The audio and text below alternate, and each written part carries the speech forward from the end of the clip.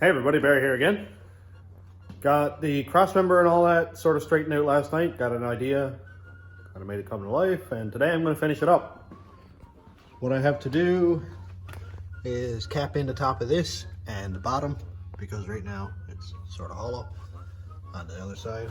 And I would say I'll probably haul the rack out, which I'm pretty sure I have to undo all the cradle bolts, drop it down enough to get the rack out of the floor, because this steering shaft that comes up like 8 or 10 inches.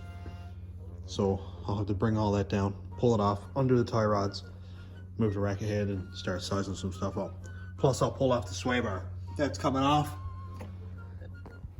As far as I know, the sway bar is staying off. If not, I'll find a way to kind of turn it from the back to the front and have the bar like come across this way and have it hook up to the links back where it does anyway, if I feel the need. I'll do a cardboard template, same as I did yesterday. So we have 5 3/4 long by 2 3/4 wide, and I'll cut it out with an arch out.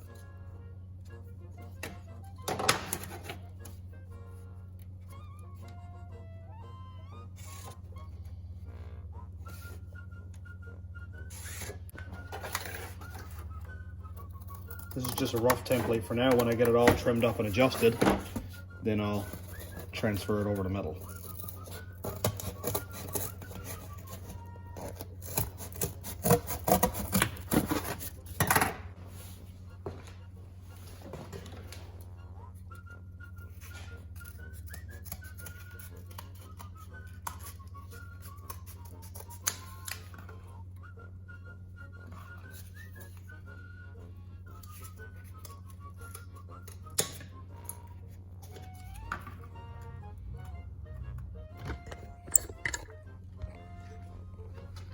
Now I'll grab the plasma cutter, cut this out, trim it up as I need to, and then weld it in.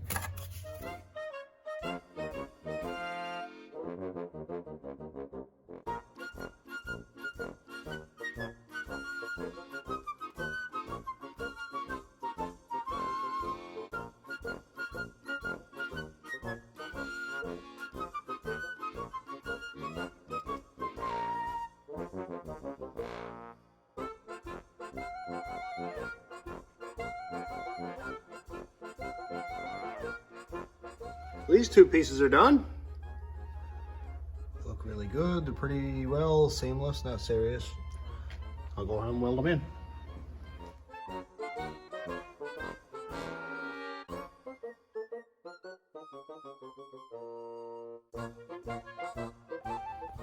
I love when parts come in. Looks like the spool is here. See if I can open this one-handed.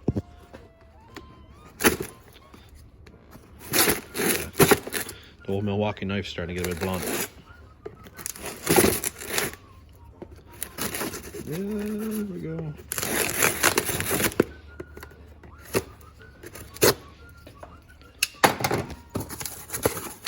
Let's see what we got.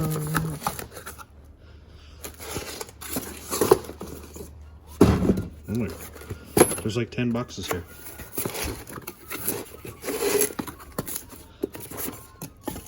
Sick! Oh, I broke it.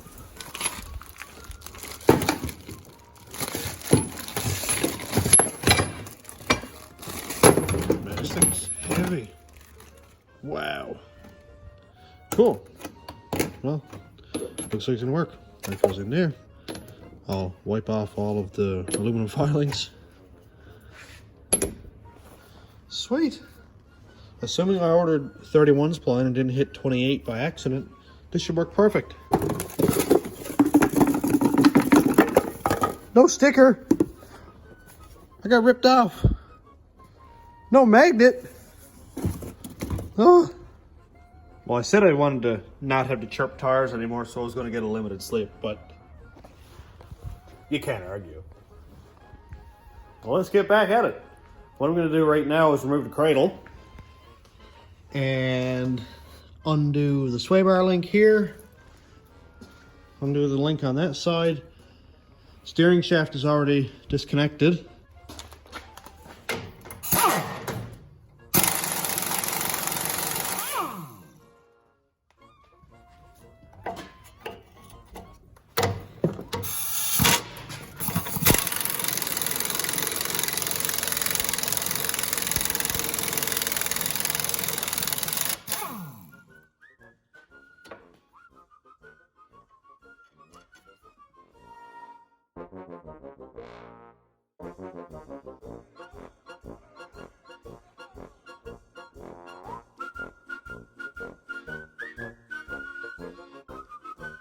I got the rack and the sway bar off. Here's a bunch of old brake lines and garbage tied up in there. You can see just how much steering shaft there is. It's like a foot long. Now I can get ready and put the rack across right here and see how bad our alignment's going to be. First I'm going to go ahead and bolt this one up so I can get an idea of where the steering shaft is going to go up into here. See if we're going to have enough slip joint. I haven't test fitted this yet. I have no idea what's going to happen. So let's try.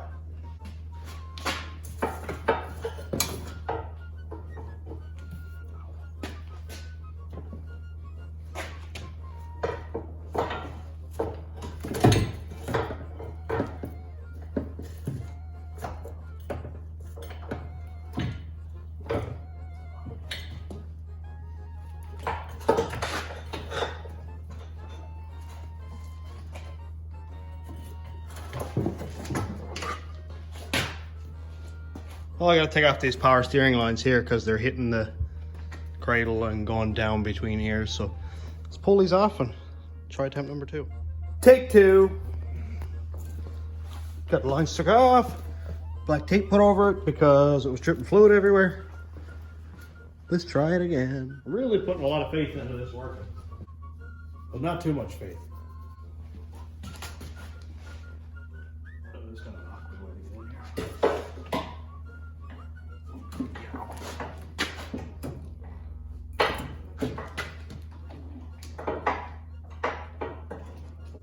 It almost actually looks like it could work. We got decent placement on our rack here. I can make brackets from the cross member up to the cradle here to bolt it onto. Goes out to the tie rods, doesn't get anywhere near hitting anything. And goes up into the body. The only thing I can see that might be an issue is the rack bolt is right here. And we can see that we're off about an inch, maybe an inch and a quarter. Same with right here to there. And where the steering shaft goes up into the body, it's pretty much maxed out as to where it needs to go. And we're still off. So I might have to elongate the hole over here to make it match up. Not concerned about the angle that the steering column is on with the shaft here, because it was a really, really aggressive angle before, and now I'm actually smoothing it out a little bit by having the rack lean back so much. The other thing I can see is our alignment's going to be off a bit because the wheel is tipped out, and this wheel is also tipped out a little bit. So that means that I need more tread on the end of my tie rod so it comes this way. Either I need to get longer tie rods, or best case scenario, there's this much tread on it and I can just unscrew it farther into the fine.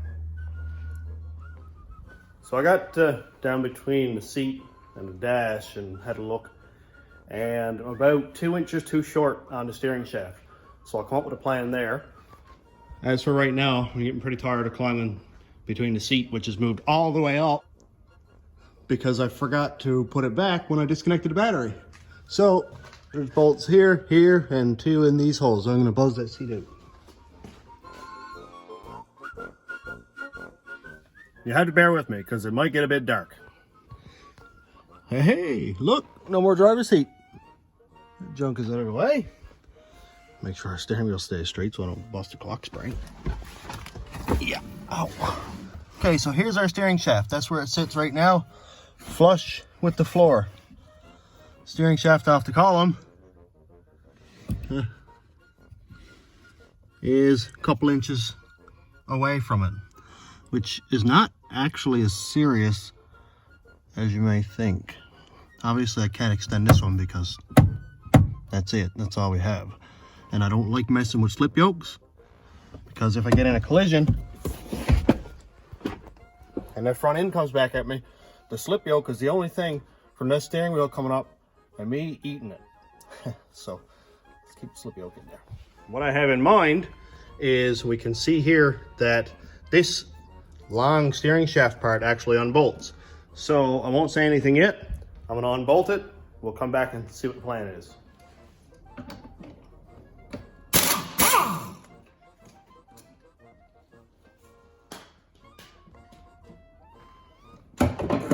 Oh, that was easy. Also, without the steering shaft in the way, I can line up the rack where it needs to be. I have a plan.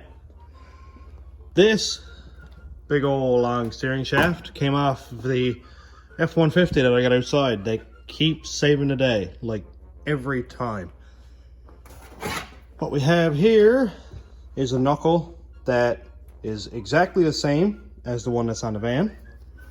And way up here, we've got this rod that serves as a slip yoke in this, that is exactly the same as the top of our steering post that goes into the knuckle on the column itself. So all I need to do, on paper at least, is cut that off and then just put that round notch in it on the edge here so the bolt can go through. And assuming this here isn't too long, which it very well could be, I wouldn't have to do any welding. If I do, it's not much to it, because this is a hollow shaft. You can see in right here, finger go in there. All I have to do is cut it off, take out a couple inches, sleeve it inside with a really heavy piece of pipe, and then weld it. That'll be plenty strong, because this is hollow, and I'd put in a sleeve 4 or 5 inches long for extra strength. Well, at least right now I can just bolt the wheels on it and push it ahead, because it'll move on its own anyway, because I've got everything left hooked up to the ball joints and stuff. This is starting to look cool.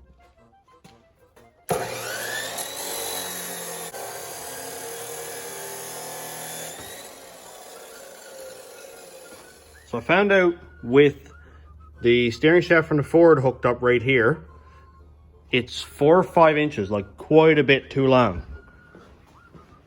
Lucky thing is, we've got like a foot between here and the end where I get too close that I can't weld. I'd like to keep a couple inches on each side, so I can take out 6 inches for sure. And I should still have enough room up here to cut off and notch it like this here.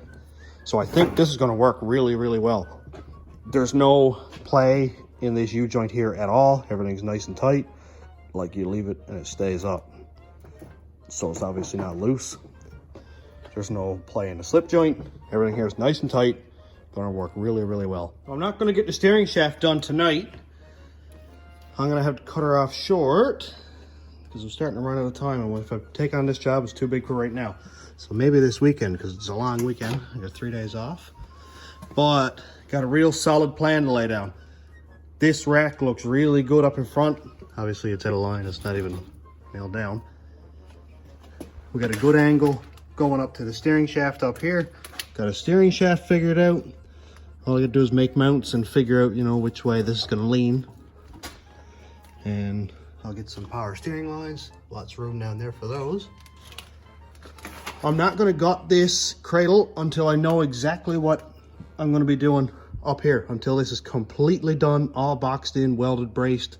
Then I'll cut that, because I don't want to kind of mess with the strength or integrity of this piece and then weld this and end up warping something. But as of now, it still rolls. So that's something. I can move it out of the way anyway. Tomorrow, next day, over the next couple of days, over the long weekend, I'll be really pounding away at this one. I'll have the steering shaft done, have the rack done, then I can cut the cradle. Then this thing can go in. and that's exciting. I'll pull off the oil pan and either use this or my spare 6-liter block to do a mock-up in here, get the engine mounts done, make the oil pan, run turbo lines, run the oil filter lines. A lot of stuff to go yet. I got another little, quite a while working on this one yet, quite a lot of videos, so keep up and stay tuned. And if you haven't already, subscribe, because there's gonna be a lot of fun stuff to come. I know this is mostly just boring fab work for now, but you know, a lot of fun to come. And at the end of it, a lot of burnouts. So thanks for watching, everybody. Have a good night.